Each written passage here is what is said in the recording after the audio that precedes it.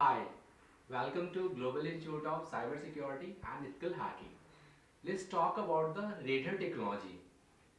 If you want to make your plan for Red Hat carrier like RSCSA, RSCE, also you can say exam code 200, exam code 300, about the OpenStack, about the virtualization along with the Unix family is a best option for the fresher candidate as well as the experienced candidate.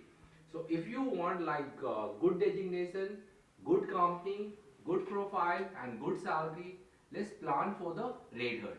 And Red Hat is what here we have very fast processing and strong security along with RP version 6. Like suppose if you will configure bind server, if you will configure DNS, DHCP, Telnet, FTP, so all those server has very strong support and security along with the Red Hat in place of Microsoft Server and Microsoft client. So this is the small thing about the Red Hat technology and Red Hat server.